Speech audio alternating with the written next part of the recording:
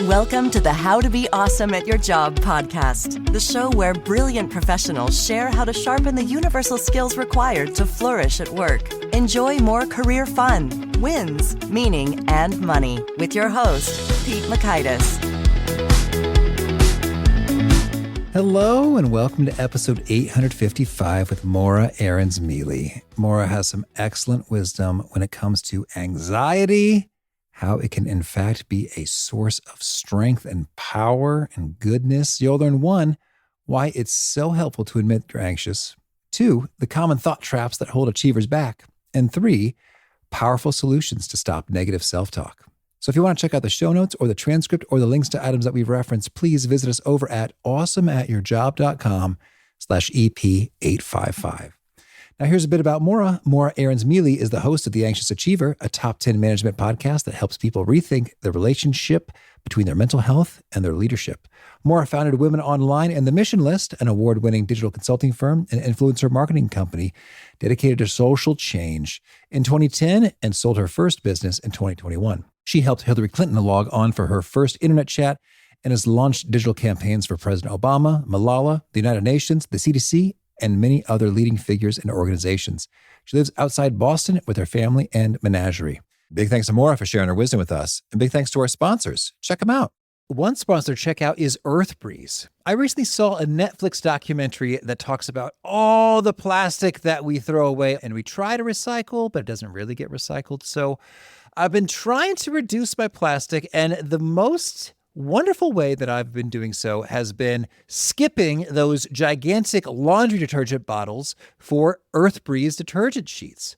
EarthBreeze detergent comes in super convenient cardboard, plastic-free packaging, so it's much more eco-friendly than your normal detergent. And I love how portable and quick and easy they are, and I save a pretty reasonable amount of time skipping having to carefully pour and measure liquid detergent into the machine by just tossing a quick and easy sheet in there. I personally like their scent-free version, so check out EarthBreeze for an easy way to get clean clothes without the plastic waste and get 40% off with your subscription at earthbreeze.com/awesome. That's earthbreeze.com/awesome. Now, here's Morra. Morra, welcome back to How to Be Awesome at Your Job. Pete, it's awesome to be back. Well, I am so delighted to be chatting with you. And you mentioned you had some laryngitis, but you are summoning the power to chat with us. So I'm really touched. Thank you. The podcast gods are speaking through me, Pete. That's good. That's good. Well, hey, it has been, 600-ish episodes since our last conversation. So I'd love to hear if there have been any particularly extra fascinating discoveries you've made about life, business, mental health, anxiety, or any or all of the above since we last chatted. The reason why I'm talking to you today and why I wrote my new book, The Anxious Achiever, is because last time I talked to you, I had a book called Hiding in the Bathroom, How to Get Out There When You'd Rather Stay Home. And it was a guide for introverts or people with social anxiety who have big ambitions and big career dreams on really how to build that professional network, really ignore the phrases we all grow up with, like never eat lunch alone and crush it and all the things that people like me who are introverted and anxious don't like to do, and really tap into our true selves and how we can sell and execute and start a business as well as any extroverted person out there. And what I found as I was talking about that book, I would talk about my own anxiety. I would talk about my decades-long struggle to manage not just my anxiety, but also clinical depression. And people would instantly tune in. It was like a valve had opened. And this was before the pandemic even, but people wanted to talk about it. They wanted a place to feel seen and heard and talk about how their anxiety impacted their career, their leadership, their success, their dreams, their ambitions. Mm-hmm. And I pitched a podcast to the Harvard Business Review. I called it Anxious Ambition. And it really meant to get at that interplay, the tension between those of us who feel almost powered by anxiety. Anxiety is our oxygen, as my friend Jose says. We only know how to drive ourselves through anxiety. we credit our anxiety with much of our success, but it also takes such a toll on our mental health, right? We think I'm only going to get promoted if I work night and day, or if this is perfect, or if I just assume the worst is going to happen and maybe the best will happen. And we forget that anxiety becomes a habit. And along the way, we're doing a lot of things that don't work for us. And I launched the show with Harvard Business Review in 2019. And it's just been an incredible experience to touch base with so many people, including some famous people who are anxious achievers or who manage really serious mental health challenges like bipolar, like obsessive compulsive disorder, or who are neurodivergent, and have to work differently, and hear about their journeys and how they manage. That's powerful. Well, thank you for sharing that backdrop with us. And so one takeaway right there, it seems that by opening up, you didn't have people shun you or say, oh, I guess Morra can't handle this opportunity because she's broken. But no, just the opposite. Folks have opened up. It's like, oh, yes, I too am working through some things. And they feel a sense of connection and are drawn to you and tune into you. And more doors have, in fact, opened up by you being vulnerable and sharing what's going on there. I have never, in my hundreds of interviews, met someone who said bad things happen when they opened up. Never. There you go. I interviewed a senior executive at Google, a VP at Google, who ran a huge piece of the tech organization. And he was an early voice on workplace mental health. And he said, I actually think it helped me in my career. He became sort of a leadership guru and taught classes on leadership for all of Google. Like, he became a beacon in the organization. I've heard other leaders credit their sort of accepting and managing and living through their mental health challenges as making them not just more successful, but just more compassionate, more empathetic, more self-aware, all these qualities that we know people want from their leaders. That's powerful stuff. Yes. All right. Well, Morra, that's encouraging, exciting stuff to hear about that. And within your book, you had a fantastic endorsement by Andy Dunn, Bonobo's co-founder, who said, astonishing, not just for anxious achievers, this book is for any human being who wants to transform their mental health. It's like, ooh, that sounds like me and lots of us. Right? So could you share with us maybe a really cool story of someone who had some fears, some anxieties, or another mental health challenge, and then they found some transformation to that as well as their career?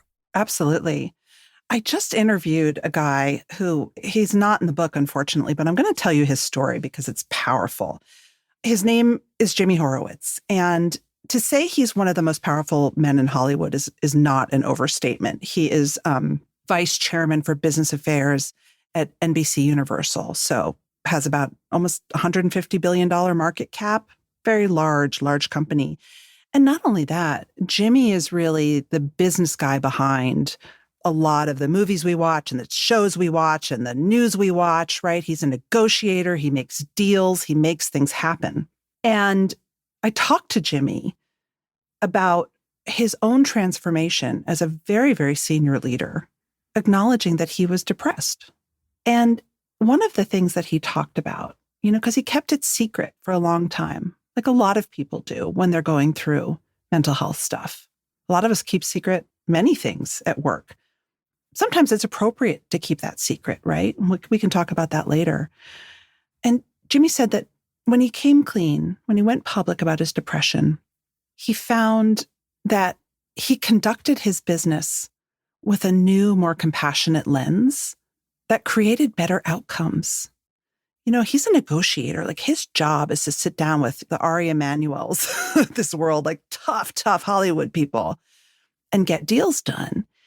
But what he learned through his own really tough journey with clinical depression tuned him in to what his counterparties needed across the table, the outcome that was good for both of them. And that was something he had always tried to do. But it was almost like his ears were reopened. And with his staff too, he said, before, I grew up in a culture where you never left before your boss left.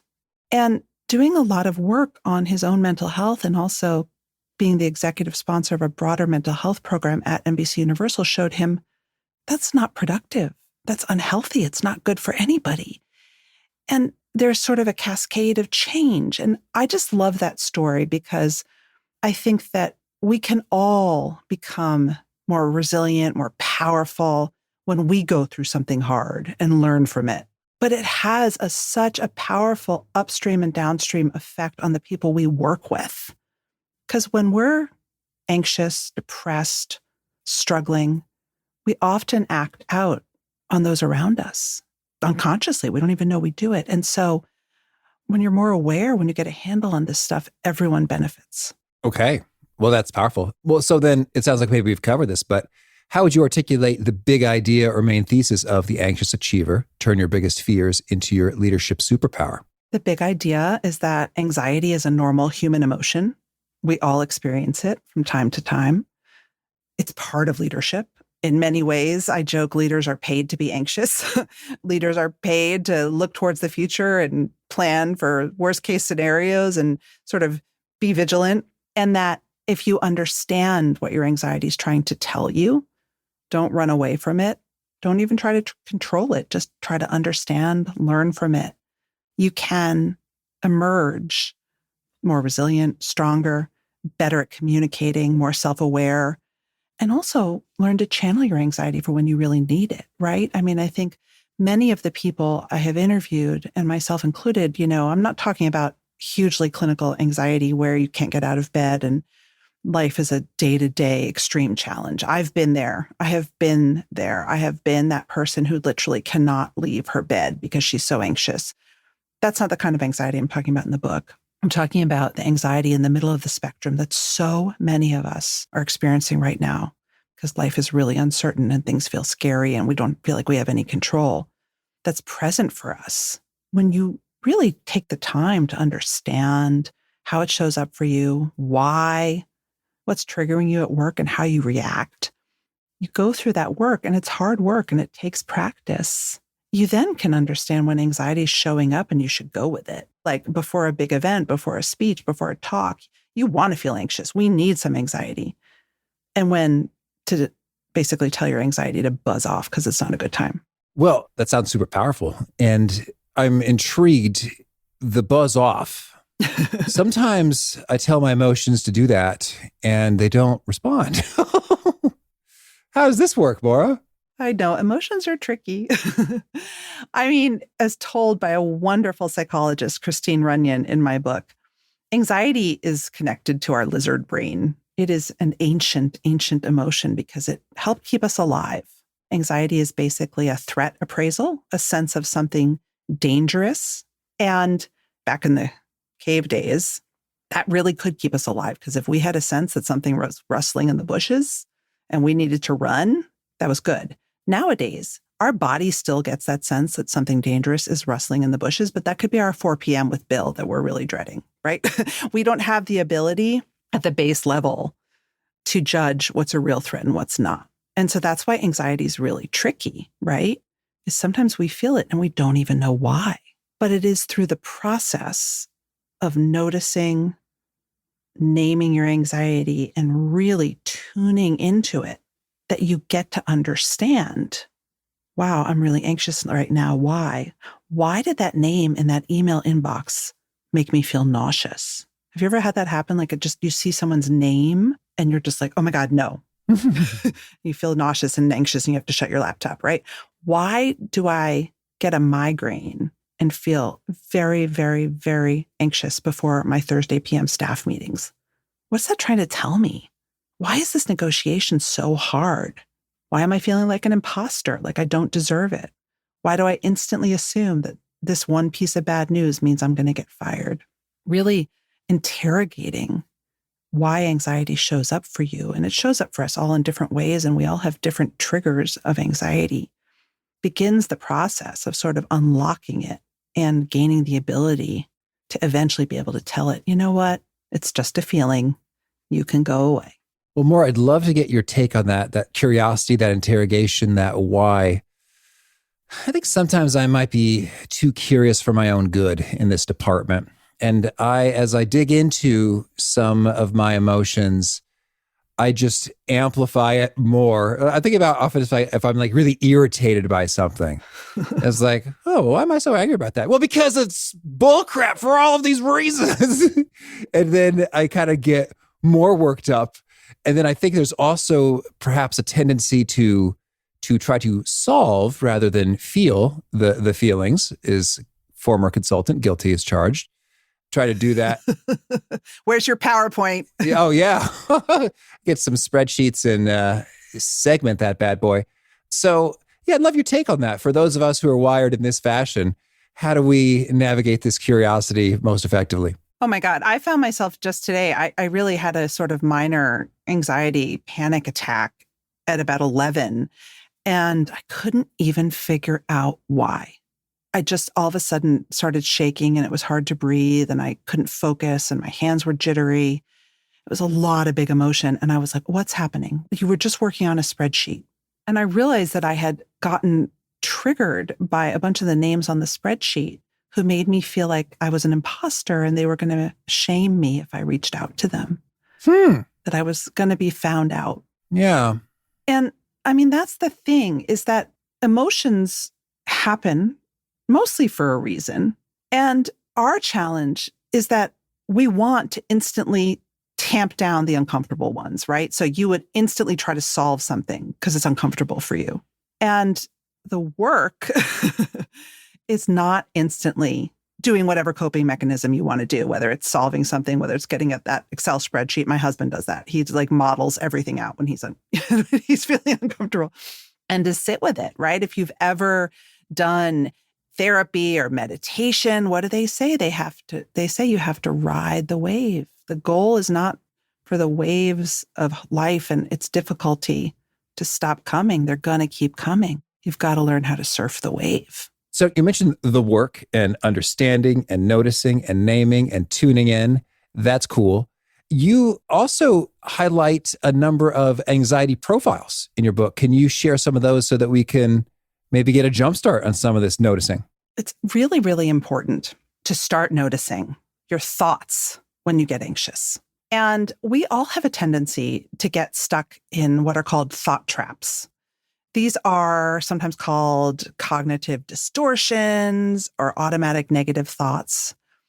And different people have their different sort of go-to thought traps. You may be someone who, when you feel anxious, you are a catastrophizer. You instantly assume the worst. And what do you do when you assume the worst? Do you dive into action and drive your team crazy because you're micromanaging them because you're anxious about the worst thing happening? Or do you avoid, right? You're convinced the worst is going to come, so you stick your head in the sand. Are you someone who gets perfectionistic when you're anxious? Perfectionism and anxiety go together like peanut butter and jelly. We think perfectionism often is something that should be admired, right? It's what the best people do. And one of the things that I have learned in my study and research along the way is perfectionism is really often about anxiety, right? It's that sense of, if I'm not perfect, if I'm not the best, I'm not worth it. I'm a failure. And so I better become the best, however that means to you, whether it's overworking or never stopping, or again, micromanaging your team and driving them crazy. You may be someone who has imposter feelings, and it's really common. I should say all of these are very, very common signs of anxiety, and they become habits over time. So you may be someone who, when you're anxious, you're showing up at a new job for the first day, you feel like a fraud. You feel like you don't belong. You may be someone who has a lot of social anxiety, and therefore, when you come into an arena where you feel uncomfortable or different, your mind goes to a place of, again, I don't belong. I'm not worth it. These people think I'm dumb. Whatever your greatest hits of negative thoughts and thought traps are. And so anxiety shows up for us in many, many different ways. It's informed by our childhoods. It's informed by the family systems we grow up in. One of the things that I talk about in the book is, I think, a really powerful thing for many of us anxious achievers.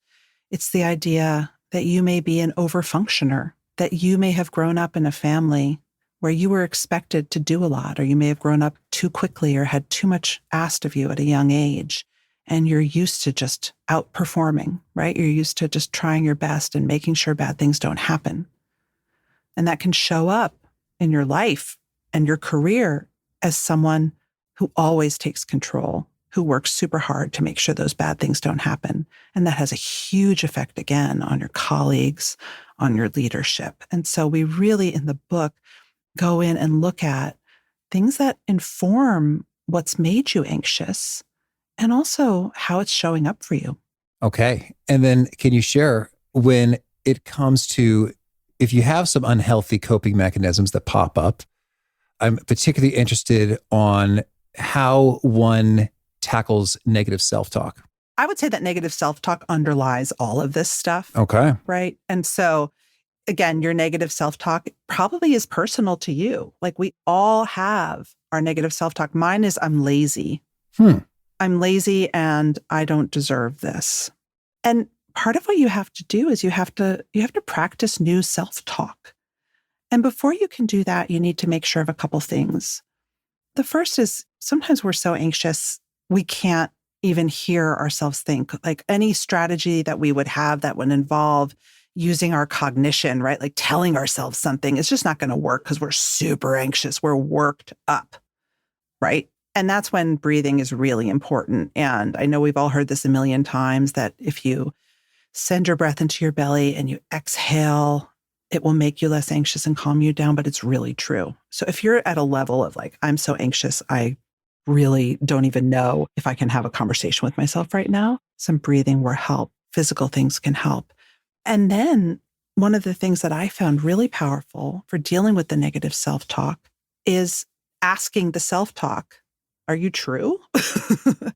And again, anxiety can make us a little bit unreliable. So it's good when you want to interrogate that self-talk to have facts or more neutral statements at the ready.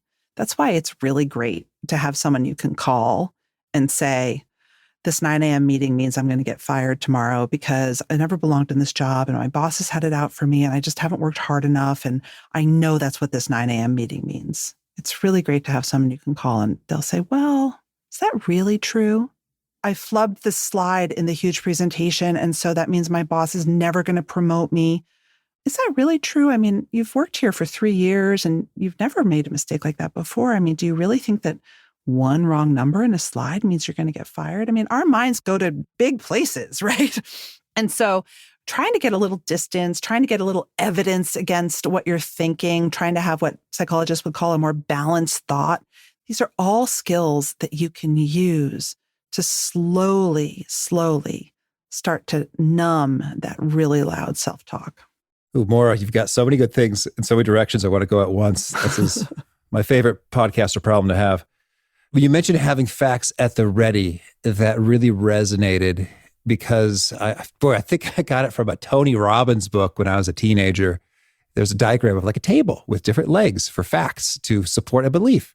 And I found it super useful. I remember in college, I had a bit of a rough patch because in high school, I was winning so many things. Homecoming king, valedictorian, yada, yada, yada. Wow. And then in college, I just got a string of rejections. It was like, what is going on? And I remember navigation's never been my strong suit. And I remember this so clearly. I was looking at a map. I'm getting old. I was looking at a map, a paper, while someone was driving. And I guess I gave some wrong answer as to when and where and we should turn.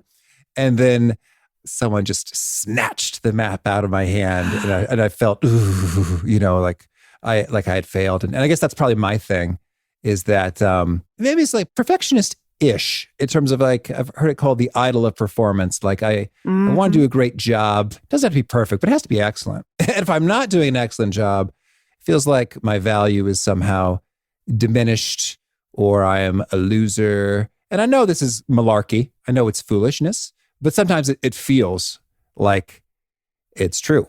And that's not pleasant. No. So I guess that's my mental health thing. The famous trope is feelings are not facts, but feelings often feel like facts. Oh, well said. That's true. Maybe it's not as much of a trope for me. It might be my first time I've heard it, but I like that. And so with having facts at the ready, I remember I wrote down just a list of accomplishments. Like, okay, I know I feel like I'm screwing up right now, like I'm not doing so well, but foundationally, it is a belief based on real evidence that I have achieved many things and I am capable and competent. And so I wrote it in this notebook, which I still have. And I don't remember when I felt good enough to stop, but I think I had like 130 plus examples of achievements and things showing like, okay. And I referenced it numerous times, like, oh man, I feel like a loser. I keep screwing up everything. It's like, everything, Pete, let's take a look. I see 130 plus things that went quite well. So, all right. It really did help reframe things in terms of, all right, this is a bummer that these couple things haven't worked out, but the overall trend is pretty solid here. Oh my gosh, that is like an A+ in cognitive reframing. That is amazing. Oh, well, thank you. I encourage people to do it. I call it a brag file or a clips file. You know how journalists will keep their clips that they've written? Yeah. It is so powerful. And again, when you know where your sort of soft underbelly is and what's going to set you off, you can have something at the ready that's really going to help. So one of my real anxiety triggers is money. And when I ran a business for 11 years, I would get bad money news sometimes. It was either bad macroeconomic news, like banks failing, or it was, we're not going to make our numbers, whatever. And I would instantly go from 0 to 100 in terms of catastrophe. And I learned that I had to have my business partner, who's great with numbers and not emotional around them, back me up and give me the more balanced and likely scenario. I needed to see those numbers on the page so I could stop thinking we were going bankrupt tomorrow. Yeah, that's cool. I also love what you had to say about thought patterns and cognitive distortions. I'm thinking of Dr. David Burns' Feeling Good, Feeling Great. Greatest. Fantastic books. I recommend them. I've tried to get the good doctor on the show. I have to prompt his... Me too. I have too. Have you got him? I have not. Yeah, he's a little elusive, but anyone knows the guy. Anyone who knows him, we're after him. So I think that's one, I'd just say, hey, everyone look him up. It's so good. But some of those cognitive distortions can be categorized like catastrophizing or all or nothing thinking. And it's amazing how they pop up so much. And I think for me, the one is called emotional reasoning in terms of, because I'm angry or irritated, some bullcrap must be afoot somewhere.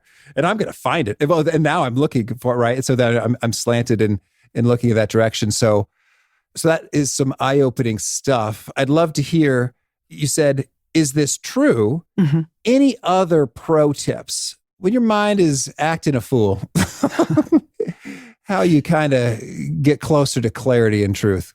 So another tactic that I absolutely love, Dr. Angela Neal Barnett at Kent State calls this the so what chorus. And this is another sort of exercise you might get if you took cognitive behavioral therapy.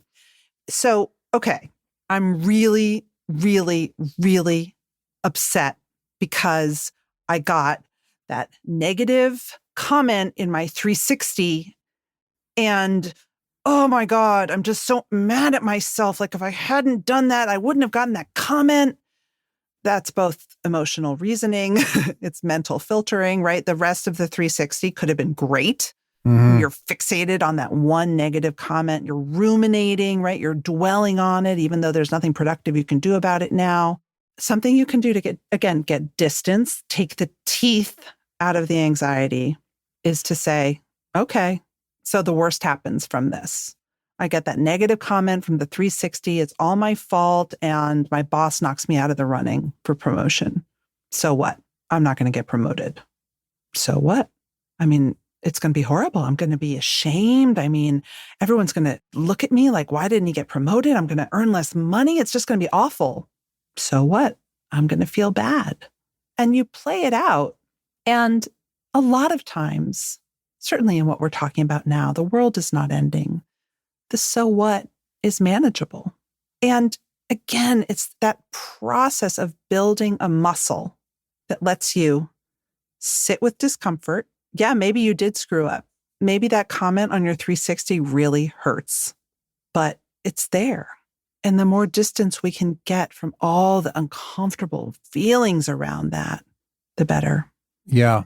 So we look at the so whats or the whys or the implications repeatedly. Mm-hmm. And then I suppose the bottom of all of them will probably be an emotion. Is that fair to say? Like, oh, and then I'll feel a certain way, okay, that's where the end of this chain goes. All right. It could be, or it could be, even if you play out, so what, I'm going to get not promoted, and then I'm going to get layered, and they're going to want me to leave, and I'm not going to have a job. You sort of play it out until you realize, okay, these are very unlikely, but even if, God forbid, I lose my job, I could probably get another one, And so it's not saying that the bad feeling isn't correct at some level. Like, life is hard and we're messy and we make mistakes all the time. We're human. I'm not telling you to pretend like everything is fine, but I want you to give it the proper weight and consideration, because often when we're anxious, things get very, very intense when they don't need to be.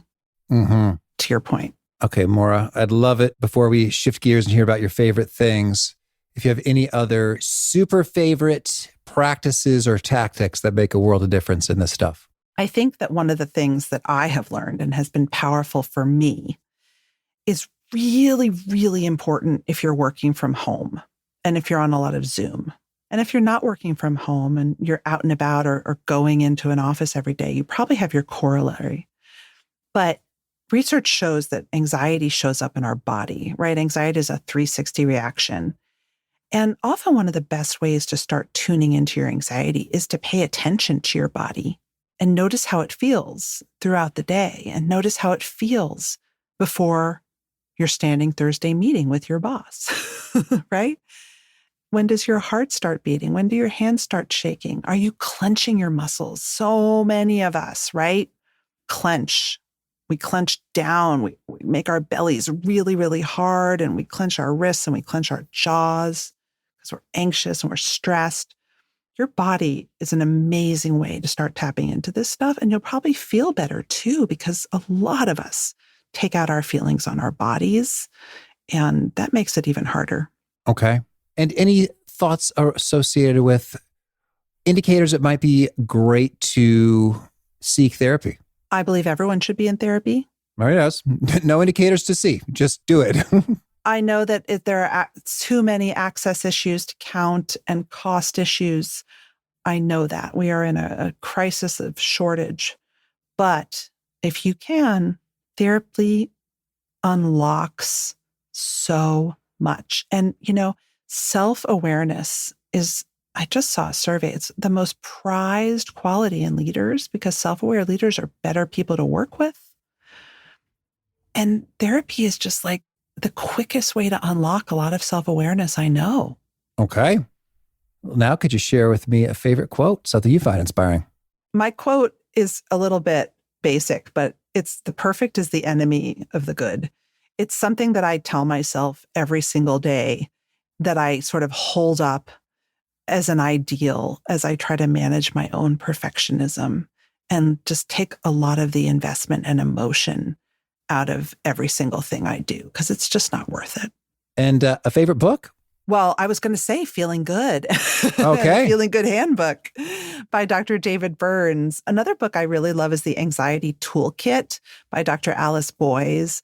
I love really, really practical approaches to managing anxiety. Again, not anxiety that is crippling and totally disabling, but anxiety that you're noticing and that you want to try to get a handle on.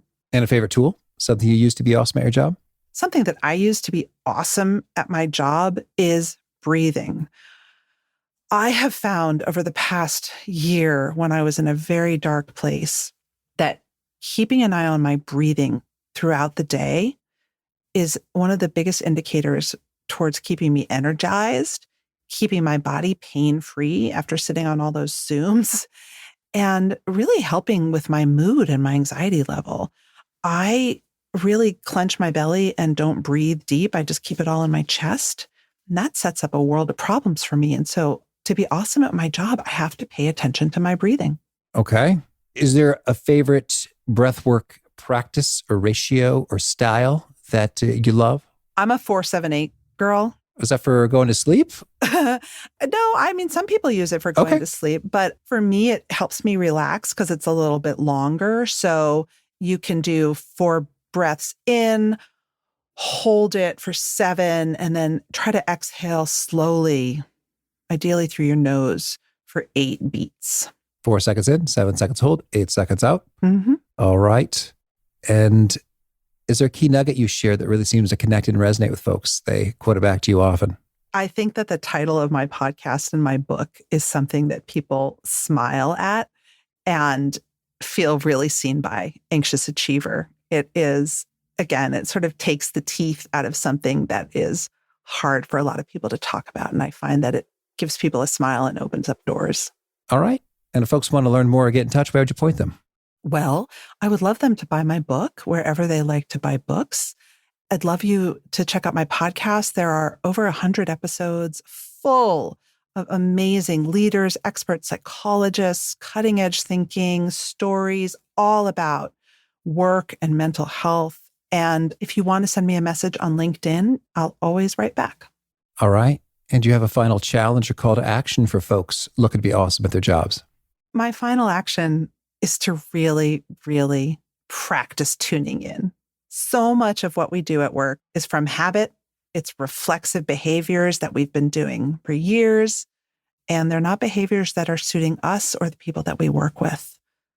The way to become more awesome at your job is to become aware. And it starts with tuning in to what you're feeling and when, and how your body's feeling and how you're reacting.